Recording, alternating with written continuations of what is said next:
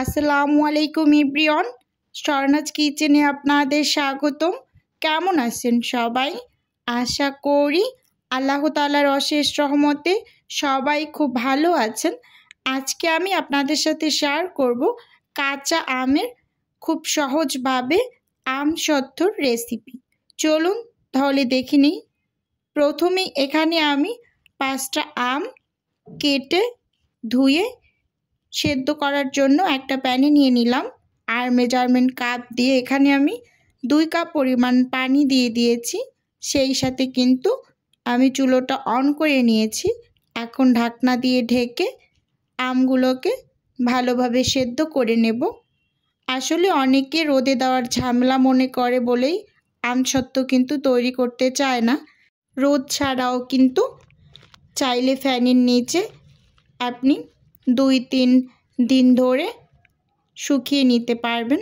এই যে দেখুন, আমি কিন্তু ঢাকনা খুলে আমগুলোকে একটু নেড়ে চেড়ে আবারও ঢাকনা দিয়ে ঢেকে আমগুলোকে খুব ভালোভাবে সেদ্ধ করে নেব। এখন এই যে আমি খুন্তি দিয়ে একটু ভেঙে দেওয়ার চেষ্টা করছি,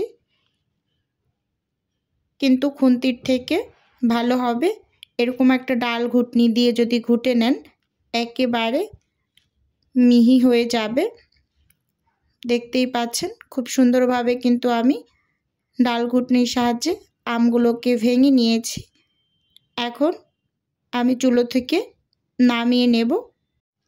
আমগুলোকে একেবারে ঠান্ডা করে ব্লেন্ডারে ব্লেন্ড করে নিয়েছি। এখন এখানে আমি এরকম একটা স্টিলের ছাঁকনি নিয়ে নিয়েছি। আমের পিউরিটা বের করে নেব। কিছুটা পরিমাণ ঢেলে এই যে চামচ দিয়ে আমি ঠিক এভাবে করে আমের পিউরিটাকে বের করে নিচ্ছি। অবশ্যই আম সত্ত্ব তৈরি করার ক্ষেত্রে এভাবে আমের পিউরিটাকে ছেঁকে বের করে নেবেন, যাতে কোনো আঁশ ভিতরে না থাকে। খুব ভালোভাবে বের করে নিয়েছি পিউরিটা, দেখতেই পাচ্ছেন। এখন চুলোতে একটা প্যান বসিয়ে দিয়েছি আর সেই সাথে 1 কাপ চিনি নিয়ে নিয়েছি। চিনিটাকে আমি ক্যারামেল তৈরি করে নেব। প্রথম অবস্থায় কোনো নাড়াচাড়া দেইনি, দেখতেই পাচ্ছেন। একটু সময় অপেক্ষা করার পর এই যে সাইড থেকে কালার আসতে শুরু করেছে, তখন স্প্যাচুলা দিয়ে এভাবে করে নেড়ে চেড়ে মিশিয়ে নিচ্ছি। আম সত্ত্বর যে পারফেক্ট একটা কালার, সেই কালারটা আনার জন্য আমি চিনিটাকে একটু ক্যারামেলের মতো তৈরি করে নিয়েছি। আর চুলোর আঁচটা এ পর্যায়ে লো করে রেখেছি। প্রথমে একটু মিডিয়ামে রেখেছিলাম, পরে এই যে অবস্থা একেবারে লো করা আছে। পছন্দ মতো একটা কালার করে নেবেন, যে যেরকম পছন্দ করেন। আমি একটু গাঢ় করেই করছি, আমার কাছে গাঢ় কালারটা একটু বেশি ভালো লাগে দেখতে, তাই। এখন আমি এর মাঝে সামান্য কিছুটা পরিমাণ পানি দিয়ে দিলাম, 1/3 কাপের মতো হবে। দিয়ে খুব ভালোভাবে একটু নেড়ে চেড়ে মিশিয়ে যে আমের পিউরিগুলো দিয়ে দিলাম।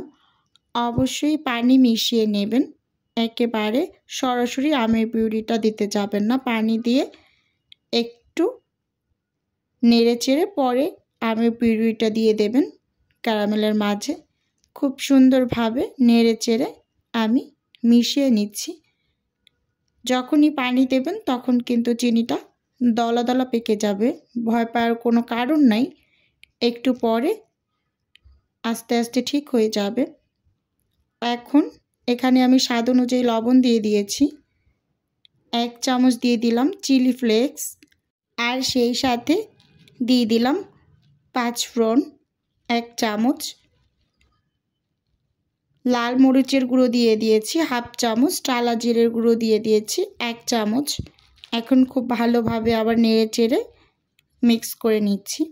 এখানে আমি আর কোনো মশলা ব্যবহার করব না, একেবারে নেড়ে চেড়ে ঘন করে নামিয়ে নেব। দেখতেই পাচ্ছেন অলরেডি কিন্তু ঘন হয়ে গিয়েছে অনেকটা। যখনই স্প্যাচুলার উপরে উঁচু করলে আস্তে আস্তে পড়বে ধীর গতিতে, তখনই বুঝতে হবে একেবারে পারফেক্টলি আমসত্ত্ব তৈরির জন্য পিউরিটা রেডি হয়ে গিয়েছে। এখানে আমি একটা স্টিলের প্লেট নিয়ে নিয়েছি, সামান্য কিছুটা পরিমাণ দিয়ে দিয়েছি সর্ষের তেল, দিয়ে প্লেটটার গায়ে একটু মেখে নিচ্ছি।